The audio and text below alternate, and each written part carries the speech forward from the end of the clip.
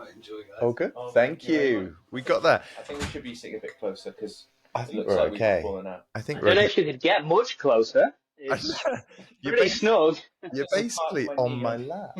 You're basically on my Okay, so this is episode 5 of the Secret Life of Dads podcast, and I'm so excited to have you on, George.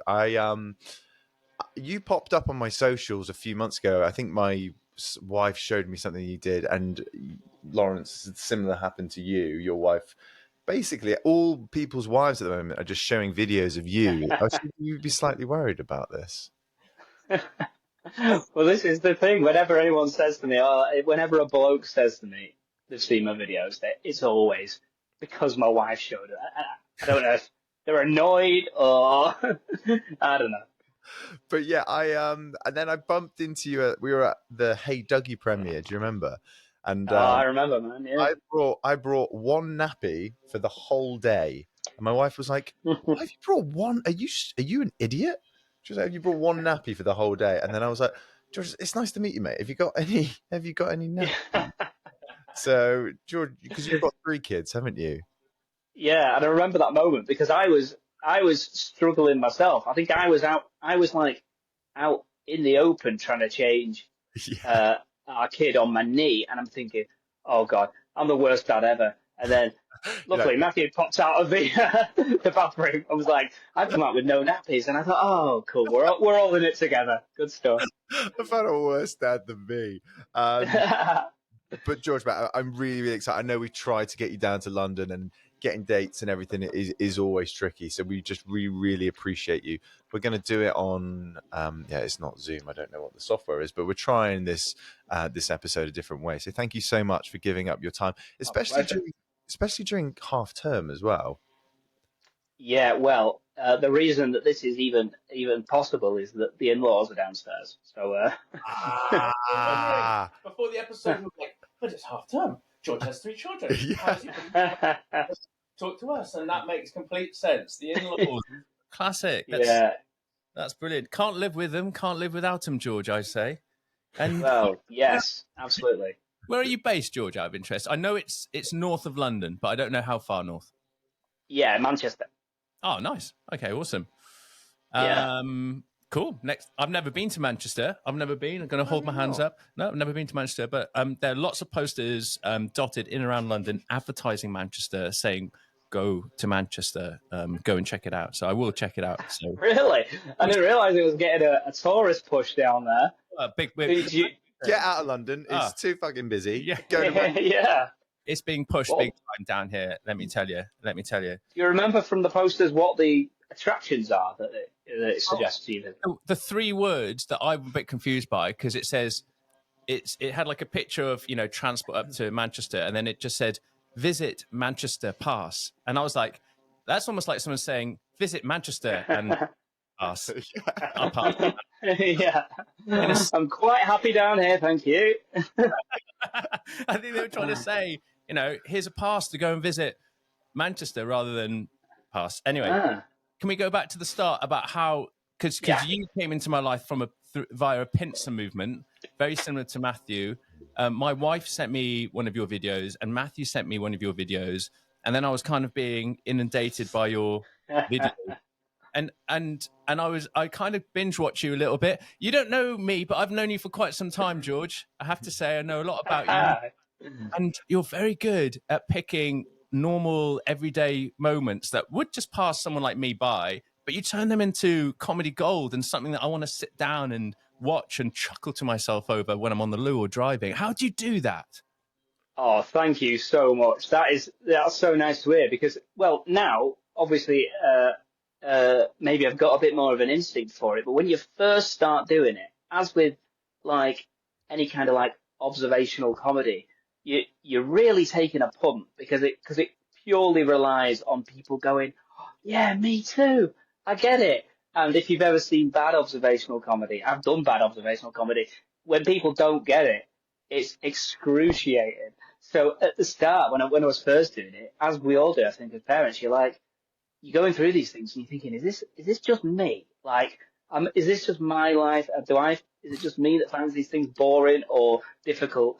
But luckily, yeah, I tried a few of them early on, and it was so nice to then see a load of other parents going, "Oh God, this is us," and then you're like, not only is it nice just in the way that you've made something, made people laugh, and that obviously that feels very good, but I mean, it's nice for other people to go, "Yeah, we're going through the same thing." So now, whatever my kids do, I'm thinking, right, how do I turn this into content to serve me? Do you find it hard now to switch off? Because I always find this really interesting with creators, like, and especially because of social media now. Like you said, you get any little moment, like your kid does something. Does your brain now immediately go, "I can make that into a funny video"? Yeah, it does, yeah. But also, it's like it's quite a nice thing because for me, I don't really ever do stuff that's just.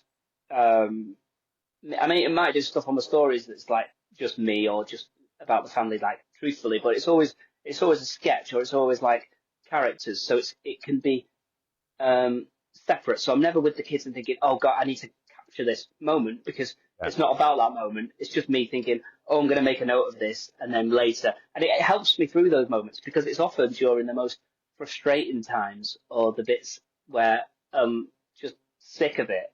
I think, "Oh, this could be quite funny later though," and it gives me a bit more patience to carry on. Yeah. That reminds me of, sorry, I got to jump in, but the video you made when at the start it's like, it goes so fast, enjoy every second, and it cuts to you and all the different situations where it feels like it's going so slowly. Put it on the jacket or put it on the coat, and you're literally banging your head. I was like, yes, this is it. And like even seeing those moments when I'm like, we just need to put your shoes on and leave the house. We've been trying to do it for 15 minutes. Yeah. I'll be like, oh, but yeah, these moments pass us by. It goes so fast. So enjoy this. And I think of your comedy sketch. Thanks, man. That's one of my favourites for that reason, because I find that situation, you've got such guilt during those moments when you're thinking, just fucking hurry up. Because you're meant to be enjoying it. You're meant to be loving every second. And you do, but you can't help but think it's just painful sometimes, those things. So that was quite a nice one for me, because there was everyone else going, totally, yeah, we feel the same. Yeah, it's so relatable. And I think because what I love about the stuff you do is that it's so like you get a camera and you speak to it. And it's like a lot of people's stuff on socials is quite flashy. It's quite like maybe a bit high production, but yours is literally like when you are a parent and when you're in it and you're just having a bit of a shit day and you see you just say something relatable. It's so refreshing. And I just absolutely love that, man. It's great. How do you find like navigating this with this kind of new career? Because what were you doing? Were you working in football before this? Is that right? Well, yeah, you're not wrong. So basically, well, I've been a stand-up comedian for years. That's been my job since. Well, I quit my last full-time job 2 weeks before we had our first child, which was 6 years ago, nearly 6 years ago. So, and then I was just full time with stand up. But before then, I'd been doing it a few years part time, but then I was full time as a stand up comedian. But yes, I was also one of the more regular paying jobs that I had was I was writing about football for the paper. So I was doing like a funny column about football. And then in lockdown, doing more writing, obviously because live stand-up went away, so I was doing more writing, and that's when I wrote a book about being a dad. But even then, people were going, "Oh, you should try and like do some stuff online about being a parent." And as you know, well, I'm sure you maybe felt the same thing. Before you've done it, it's so hard to make yourself do that because you feel like you're putting yourself out there, and you think, at that point, hardly anyone follows you on Instagram. You think, "Oh God, if I put something out there and it's not funny, it's just like people I know are going to see it. It's just like pure humiliation." Yeah. So it was quite a while after that I started doing the stuff online. But then I think it's the thing that I like more than anything else is doing the little sketches and performing. And it's my favorite thing. Also, I don't have to drive around the country as much performing to drunk. Yeah, it's I mean, I still do that a lot, but I don't have to as much. Yeah, I guess because I'd imagine like the outreach that you get from doing a video would be more than speaking to like doing a gig, right? Like I'm sure with your like your real views are crazy. So yeah, totally. It's the industry is like that's the mad thing. Like because in stand up, it's changed so much, even in the last couple of years. So before, I'd say 2 years ago, and definitely 5 years ago, the way was you'd slog yourself away on the circuit, do an Edinburgh show, do another Edinburgh show, build it up. Then hopefully the right person's in, they put you on the right TV show, and then eventually, you've got your big break, and that's it. Whereas now it's like sometimes I'll be like, well, I don't necessarily need to drive to Doncaster to give to 100 people and try and win one of them over, when actually I could spend the time here writing a sketch, performing it, putting it online, and that it's endless. That it really is unlimited, the amount of potential views you could have by next week. So it's like it's so much smarter to work that way as well, and it's like I find it so much more like creatively fulfilling because you're doing something new every time. Whereas with stand-up's brilliantly creative, but you are often doing the same routine again because it's the same routine to new people. So yeah, I mean, when I started doing these, I just it's way more fulfilling, I think, than anything that I've done. I do think like stand-up is the rawest, purest, most challenging form of entertainment there is. If you think about, as you were saying, all the kind of the bells and whistles and entertainment from producing a film and create whatever it might be media-wise, but you're standing up, you strip it all back on stage, just you and a microphone. That gives me like the GBs. Scary. and it's just you, the audience, and a mic, and you are there to make people laugh. I've got so much respect for all stand-up comedians. Initially, just standing on stage, that must take a huge degree of bravery and self-belief and the rest of it. I just want to say kudos to you, George. Respect. But also, it's one of those things that's just I was just going to say, it's one of those things that's like horrible at the start, but when you first start out in stand-up, it's exactly as you describe. It's just as well, not knowing if you can do it, not knowing if you're any good. You playing to no one for years to above a pub, and it's just like it takes a lot to get through that. But what's lovely now is because of like Instagram and stuff, you've got people coming who will know me from that, so they already like you, so that's just so much nicer. So now it's more fun than it's ever been. So that's great. Do you still get what's the term when you get insulted by someone in the crowd? What's that term officially again? Heckled. Heckled. Do you still get heckled? And what's if so, what's the worst heckle that you've ever had? Well, I think I don't want to tempt fate here, but I've always been quite lucky in the fact that I think because you can probably guess I'm not particularly like a confrontational, tell it like it is, laying it down on stage kind of guy. So people don't generally go for you. Heckle in the way that they would with other people. I mean, you do get people shout. In fact, this isn't a heckle. This is something different. But I was in Cardiff this weekend, just playing club gigs, and on the Saturday night, it was like I was just doing my set. I did something. I can't think what I did, and I thought it's not particularly. It wasn't anything controversial or anything, but suddenly there was like murmurings in the audience, and there was like a bit of a ruckus, and then like a bouncer came in and stuff. And because you're on stage, you've got lights in your eyes, you can't really see what's going on, but I could tell that there was like commotion. And it was only when I come off stage that they told me that someone had just pissed themselves. Was that because of your stand-up or just because of alcohol consumption? Because they were so drunk. Yeah. You just said, no, my stand-up. Yeah. What an opportunity that would have been used. Shame you were blinded by the lights. If you'd seen that. No, exactly. Hello. George, did you say? I'm sorry, I've been a little bit stunned for a few minutes now because I don't know if I misheard you. Did you say, if we rewind it a little bit, that you quit your job like 2 weeks before your first child was born? Right? Did you just say that? Yeah, I did actually. Yeah. Can we just a moment of what was that like? Was that a moment of I've got to pull my socks up now, or just like yeah, it's just like oh God, got to do something to prove that I'm still young and risk taking. No, it was basically because we used to live in London, and we decided we were gonna. It was always the plan that we'd move back up north before we had kids, and that would coincide with me quitting my job because I was leaving London. But we had planned to move earlier, and we thought that the baby was going to come later. So even though it was like it wasn't meant to be 2 weeks, it was meant to be maybe 2 months or something. But even, I mean, I know even that is. But I think the thing was, it's not as reckless as it sounds because I've tapered off the other work so much and I'd built up so much with the stand up that I knew that I could do it at least for a few months. But don't get me wrong, there were nights when I'd lie awake in bed thinking, what am I doing? I still do that. Yeah. No, yeah. So is comedy, like when your job is to stand up and be comical, whether that's online or in person, but in the background they're the same pressures, maybe that all dads experience and face, particularly if you've had a change of location, change of job.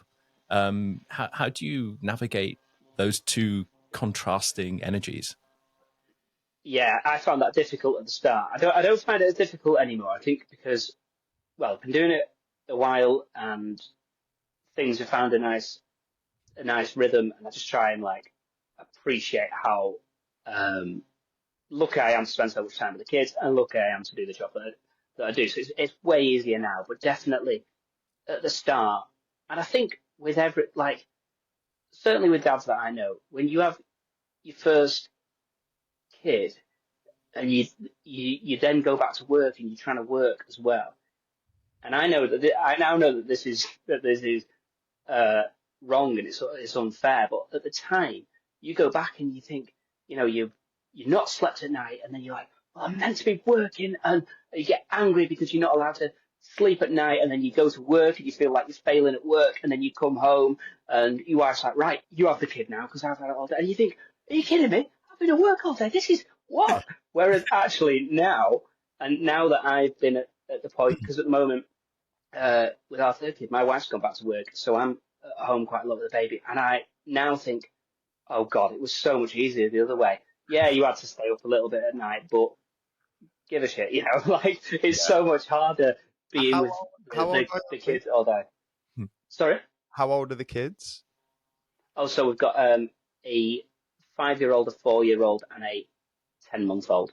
Wow. Oh, wow. And so how did you find that? Because I mean, I have one, Lawrence has two. How did you find like the first year navigating that as a dad, for like going through everything? Now that you're on 3, I'm sure you just do everything on autopilot. But that first year is like, I found it tough, and I've spoken openly about finding that first year tough. How did you find it? Yes, it was. I think that was the toughest thing, was that balance that we were just talking about, where it was like I was trying to. It's hard not to just worry about everything. So with me, I'll worry about one thing and then it'll spiral into another, and then I cast my mind forward about what that means for the future and stuff like that. And I found that really hard at first with the first kid, and it was. I was also as well, like in my career, even though I was earning a living doing stand-up, it's hard to think, yeah, but what happens? You need to, this was at a time, like I say, where it's like, you're just waiting for a big break, or you're waiting for something, and it's like, but what if that never comes? Or what if, what if I'm just going to be traveling around the country for the next 2 decades? Like, I don't want to do that. And then you think, oh, so I'm questioning everything at that point. But what was brilliant, and now I look back actually on the first year with our first child, like really fondly, because we were both just like at home all the time, and we had so much time with him. And I think with subsequent kids, you've not got all that. You've not got the time, and you do. I mean, there's no way in the moment that you can think it when you've got one kid, because it's the biggest change you've ever gone through. But when you look back, you think, oh, that was easy, wasn't it? That was simple with the first kid. How do you find it with yeah, 3? Like, wow. Yeah. Well, It's This is the only reason you're doing this podcast today is just to get away for an hour. yeah, it's pretty full on. There is never a moment where you just, because even when you have one, it's like, well, when they're sleeping, you're all right. Or Yeah. when we have two, they're both a similar age, so when they're in like childcare or they're now at school, it's like, oh, sweet, it's bliss. Whereas now, there's never a time. So that's the that's the only thing. But I don't know what's great about the third for us is all of those worries that we had with the first and to some extent with the second. You just don't have them anymore because we've just seen it all before, and things that like what I've noticed recently with our third, because he's definitely our last kid as well, because I had a vasectomy 10 days ago, so we're pretty. Thank you, but we know he's our last one, so now it's like I think with the others we're always like willing them to do the next thing, so it's like, oh, let's get him crawling, let's get him walking, let's get him speaking, whereas with our youngest, we're actively trying to slow him down. I think we want it to last so long. Yeah. So it's just we could definitely like appreciate the living in the moment as much as you can when you've got 3 kids running around. But, it feels easier in a lot of ways, even though it's on the face of it, it's hard. Yeah. And how do you find, so I was in the pub on Saturday and I was speaking to a friend. Of course you were. Yes, I was. No, rugby. You lucky. Every Saturday I'm in the pub.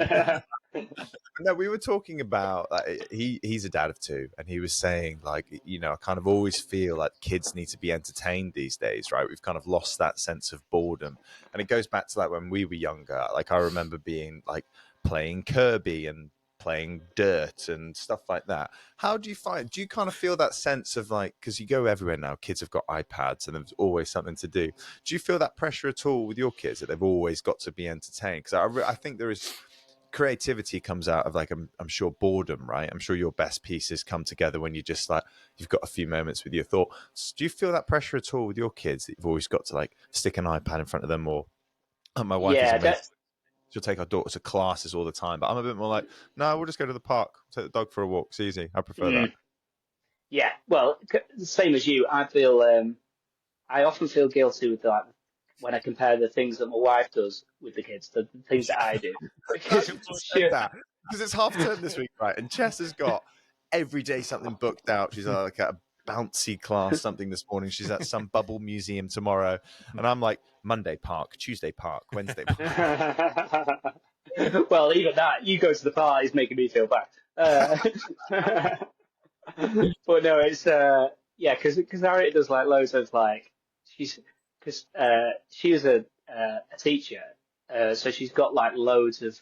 She's just great at like coming up with like creative, crafty things for the kids to do, and activities like that. And I really do have to fight the instinct when it's me with the kids, not to just think. And I feel guilty for thinking this, but I often think, right, how to just get through the day, as opposed to thinking, how do we have a lovely time or do something.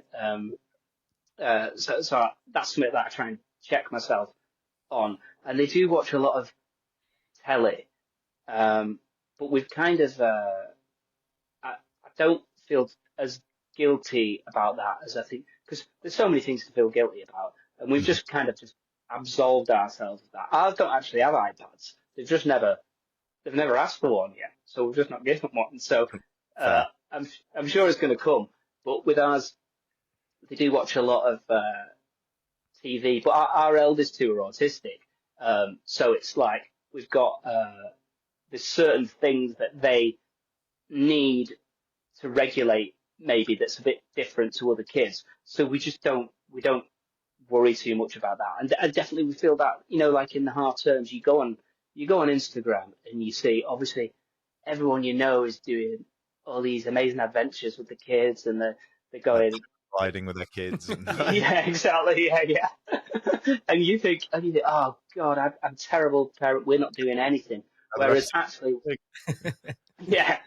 But we know that when we have done those and trying to do too much, it's not good for our kids. Like it stresses them out too much and that, and they prefer we do those things, but we don't try and cram it in as much. So I think we've got to a point now where we have got a good balance. We try not to feel too guilty about um uh not doing too much. But yeah, I mean, in the moments, there's definitely times where I have to go, come on, George, you don't just sit on your phone and like read the Athletic. Like, no, I did just have a flashback to one of your videos, and I just always remember you saying like, "Why have we done this?"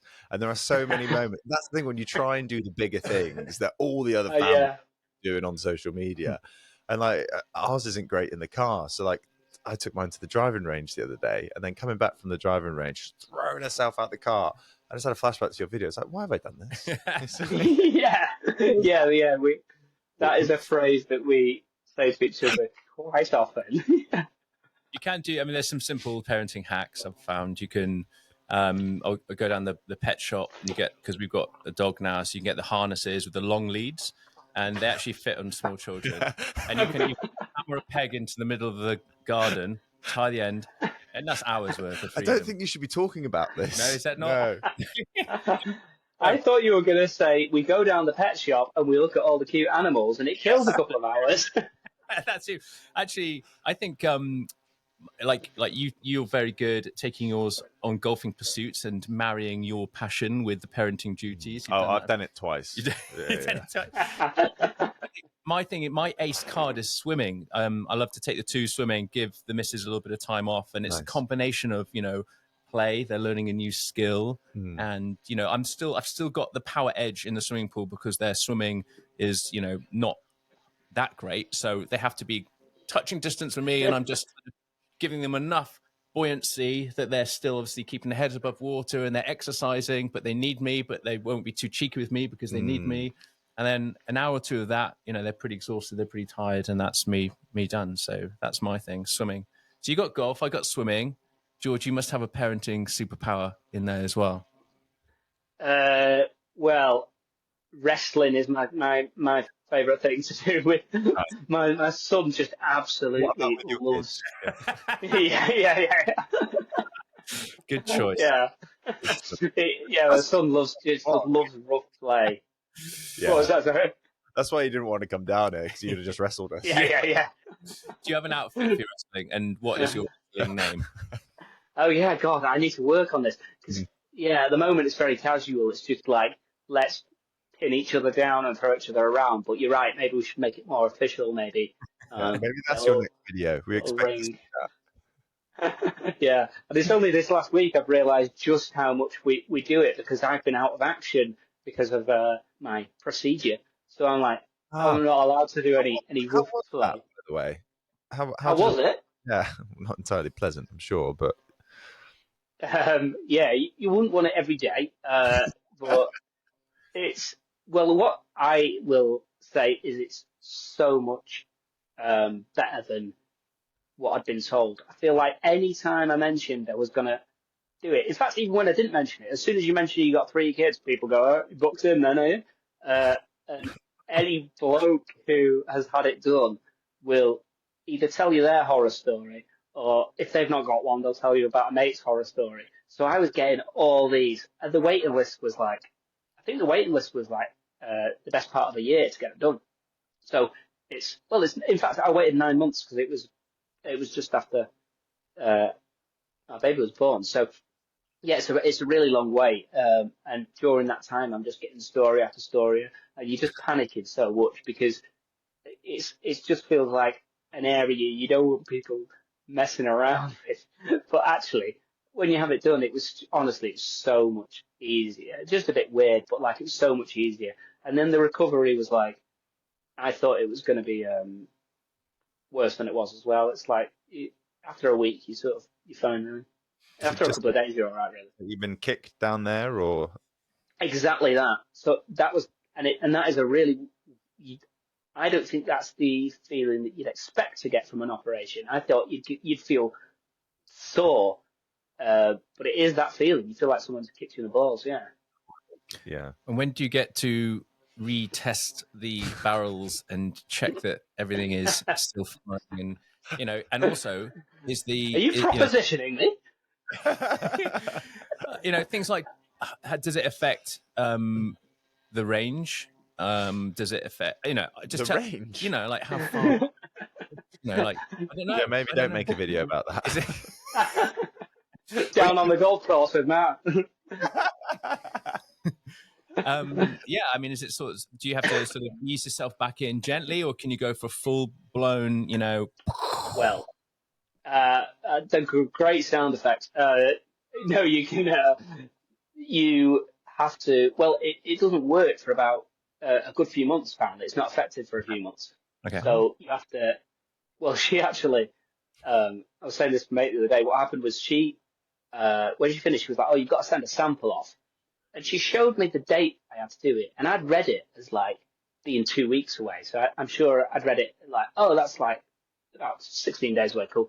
And then she said, so before then, you need to have done 20 ejaculations. And I was like, what?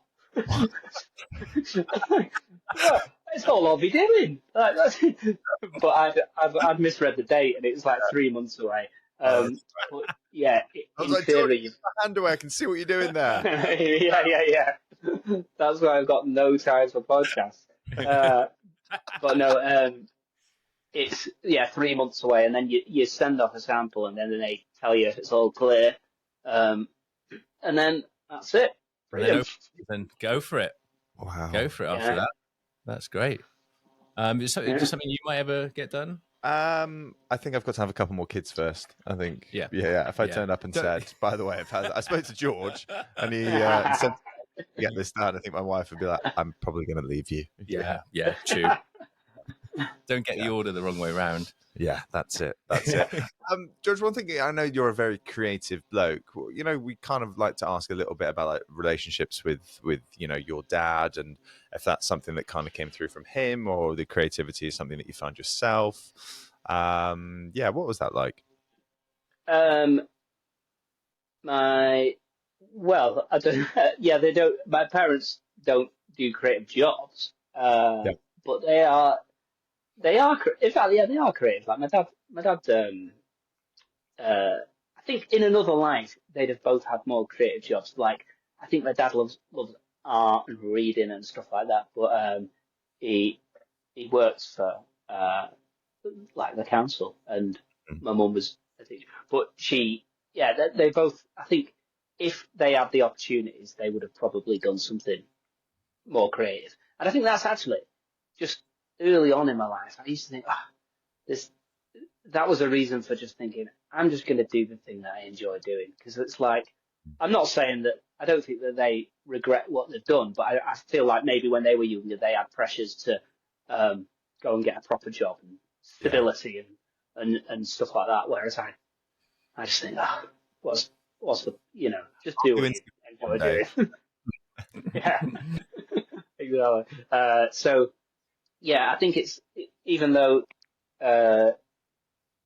maybe on paper it wouldn't necessarily look like I'd got it from them, I can see the things in my parents that contribute to that. Yeah. Mm-hmm. How about parenting style? Does your relationship with your dad in any way influence how you are as a dad? Yeah, I mean, it's weird, isn't it? I think everyone goes through the process of when you first have kids, you think, right, I do all the things that I remember my parents doing because I think that's the way you're meant to do it. And then you get to a stage where you're like, oh God, no, I need to do the exact opposite of what they were doing.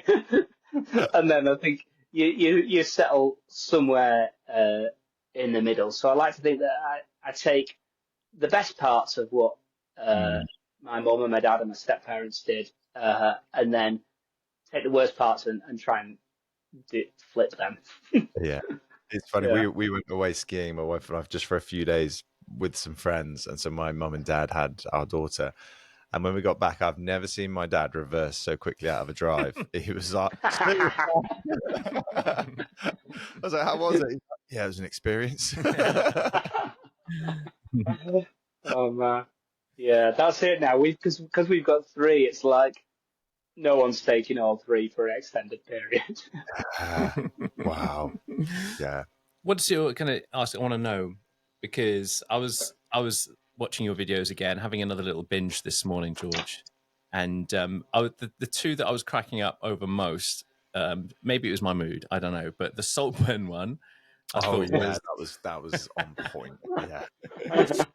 The Saltburn one and the Joe Wicks one really got me today. I was just kind of creasing up, and I was wondering, Matthew, do you have like a favorite video of George's? I think about the "Why have we done this" moment a lot. You always, and it's actually quite nice because it brings me back. If maybe Toddler's maybe having a bit of a meltdown or something, it kind of you add a sense of humor to a moment of being a dad, which I think is really, really important because I don't want to look back at the times when and just think of a certain period as being really, really tough. Like, so I think your videos do, but I did enjoy the Saltburn one. That was so good. I'm glad as well that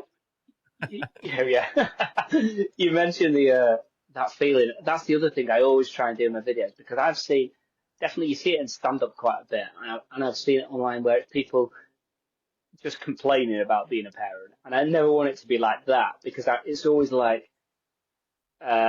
hopefully the feeling is always we love it, it's great, but there's just these moments, and I think once you like realize that they're shared moments, you find the humor in them and stuff, then it makes the other stuff a lot better as well.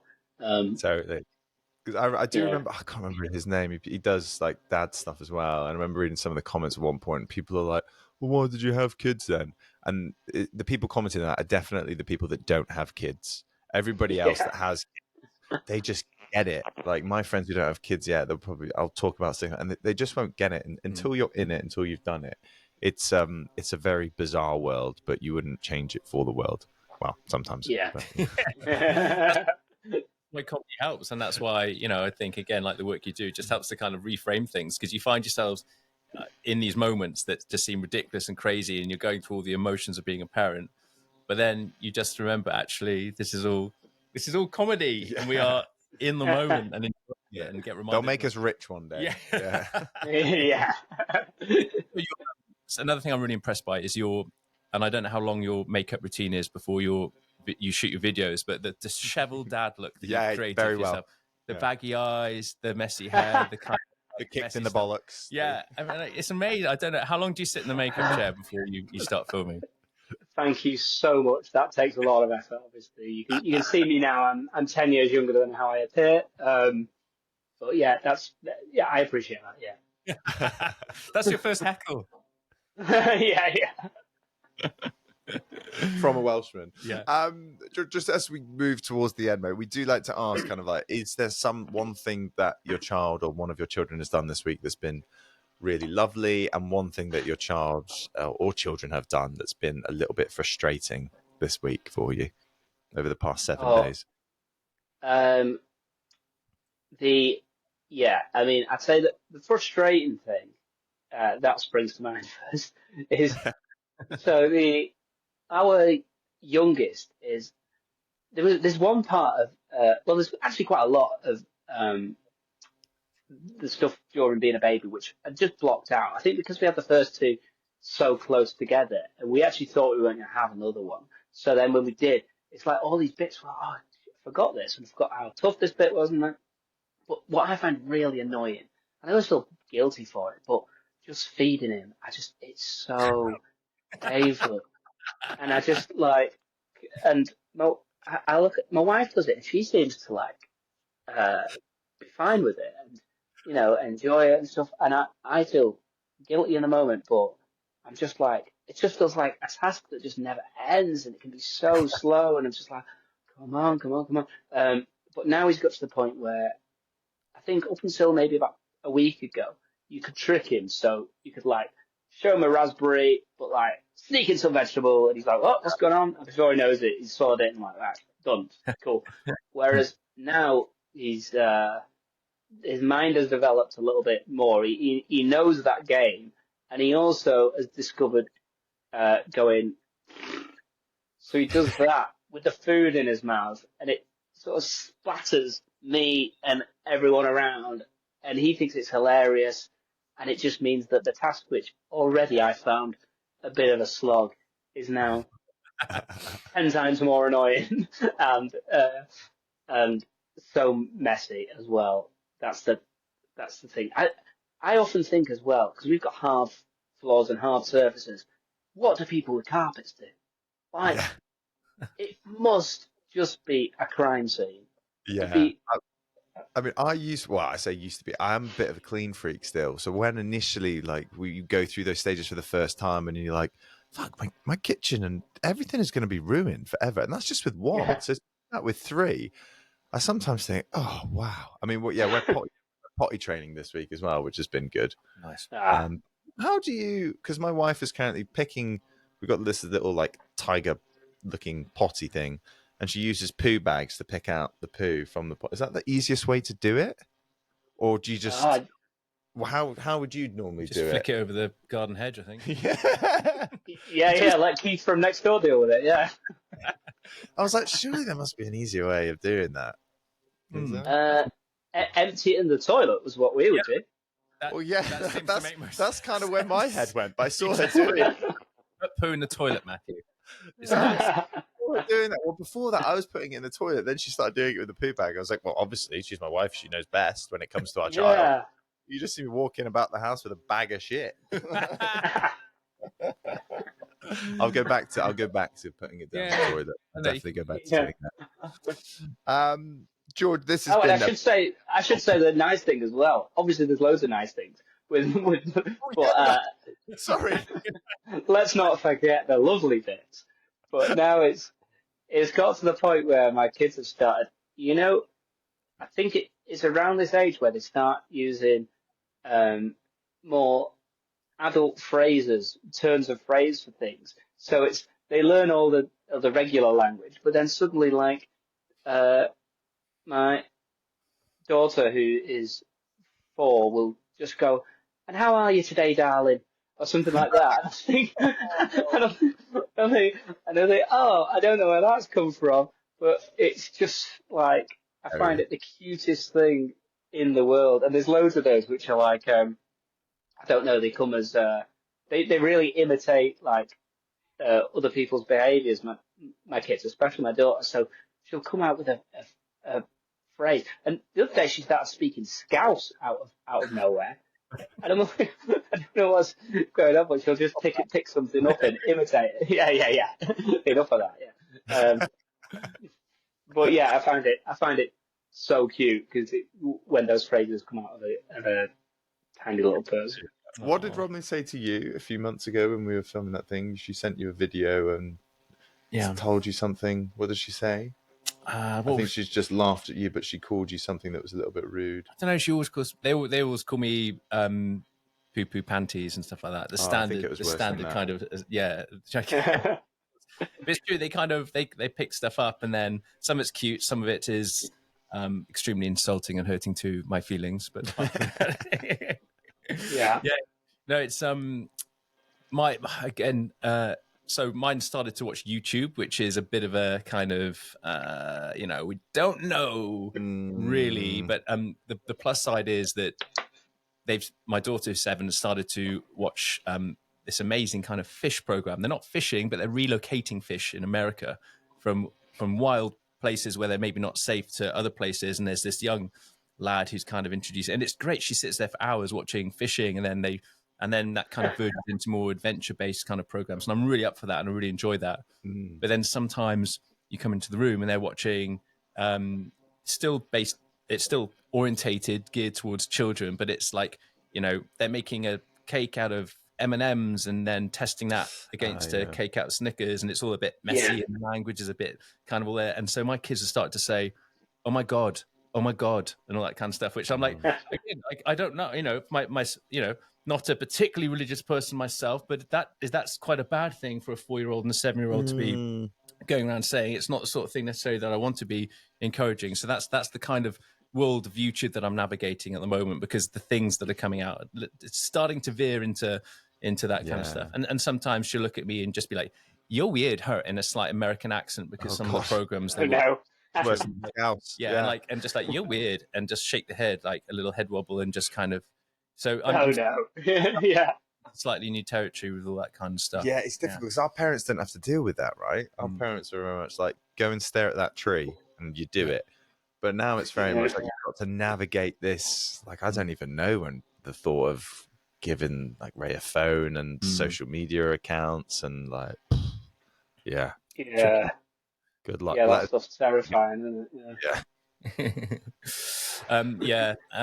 I just want to ask you, Matthew, any kind of good, because I feel like George and I sharing some pros and cons of parenting from the last week, apart from, picking Pooh out of potties and she smashed the potty training this week, which has been really, really nice, because we thought I remember seeing a video of this American guy and he was like, look, for 3 days, or should we just let them run about with no nappies on and you'll get it done? And she's at the end of the 3rd day and it's been actually really rewarding just seeing her it's a game sit there and then me going in with the bag to Well, like you guys meeting and being out and about and caught short with your nappy, like it's a complete game changer just being able to dump and go now with kids. It really frees you up. You can be on the move a lot quicker, and obviously you have to navigate the situation with public toilets, and that is a very much a hit and miss kind of thing, and it can be terrible because I don't know, the more you tell kids not to touch surfaces, the more they kind of smear over them. But it is a game changer, Matthew. It's a big pinnacle moment. Yeah, she smashed it. George, our final question, how we always kind of wrap up the show, mate, is we always like to ask, what's the kind of the best and the worst parenting advice you've been given? Okay, so I think the worst is probably anything my nana ever tells me, because she is so certain that her ways of doing things are perfect. And it's pretty standard stuff from nanas. I think it's like, dip the dummy in whiskey, and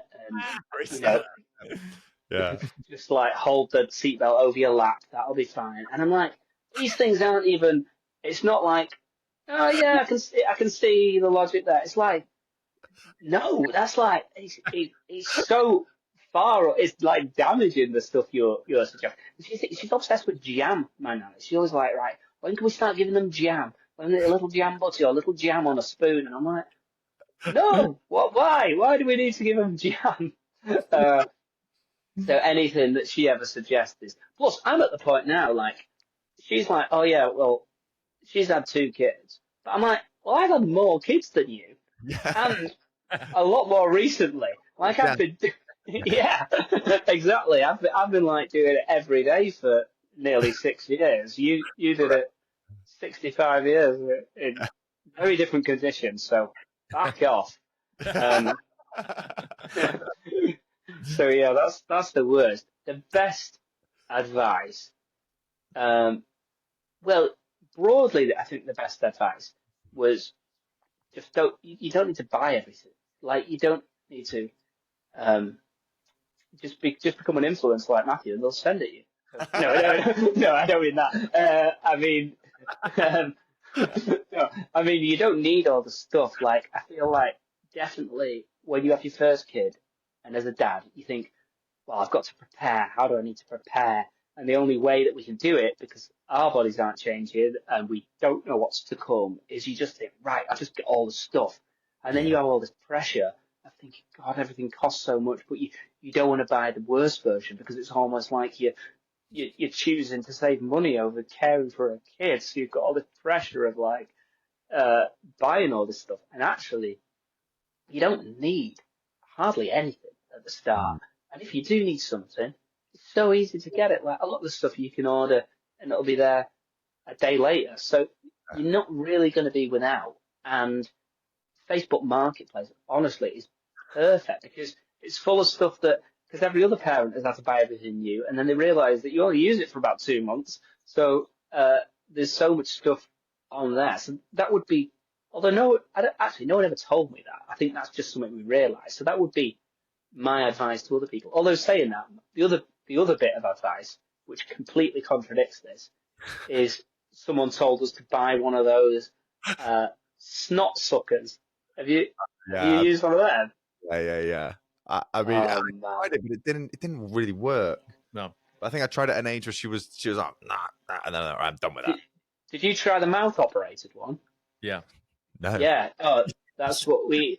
So originally we'd got like a little battery operated snot hoover which we used, which was good, but it always felt a bit like I don't know. It was like it feels like the type of thing that would get product recalled. And we're like, it feels a bit dodgy.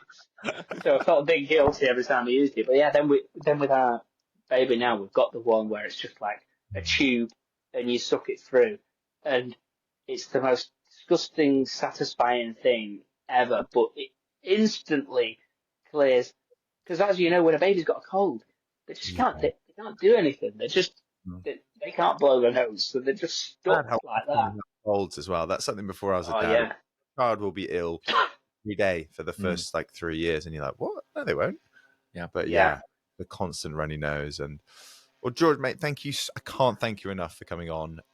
So the first season of the Secret Life of Dad is going to be out in March. I just want to ask, like, do you have any tour dates coming up, or? Yeah, well, that's perfectly timed, because I don't mean that I was acting like that was a pretend surprise, but it actually was a real surprise, because that is when I'm putting my tour on sale at the start of March. So by the time anyone hears this, all the dates should be on they'll just be on my Instagram, and then the tour will be through the autumn. Amazing. Are you down in London at all? We'd love to come out and see you. Yeah, I'll be down in London. I think at the moment, I mean, hopefully this won't change by the time people are hearing this, but I think it'll be Leicester Square Theatre. I'll be playing, and it'll be, I think it's in October. But amazing. Check on my Instagram, and it'll be. We'll be there, wrestling outfits at the ready. We'll be there for you. Yeah, that'll be the big finale. Yeah. Amazing. But George, mate, thank you so much. I'm going to grab, because we normally get somebody in. I'm just going to try and do a selfie here. I don't know how we're going to do this. Lawrence, do you want to try and? What do I do? 1 sec. Actually, I'll take a photo of the screen. That would make way more sense. There we go.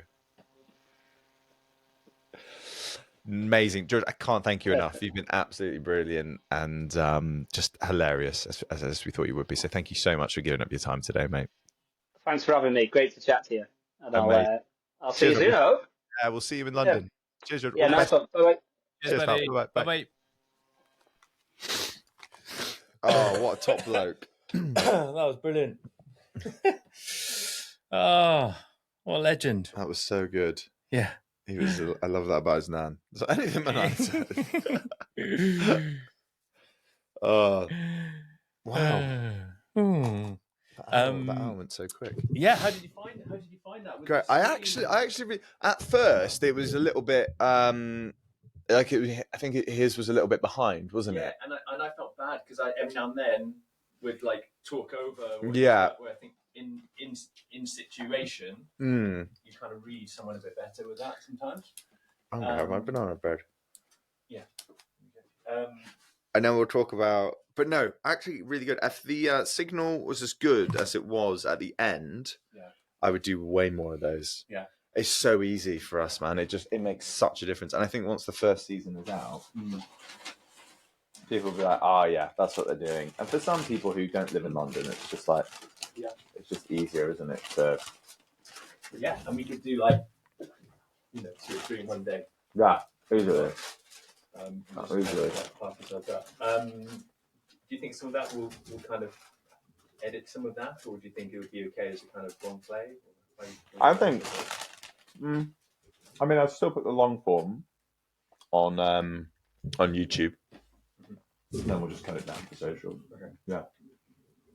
Yeah, that was really good. Yeah, there's some good moments in there. Yeah, there were. When it finally caught up, it was like really easy to. I think there's a bit of a sweet spot with what we're doing with talking about parenting and talking to like stand-up comedians, basically. Yeah.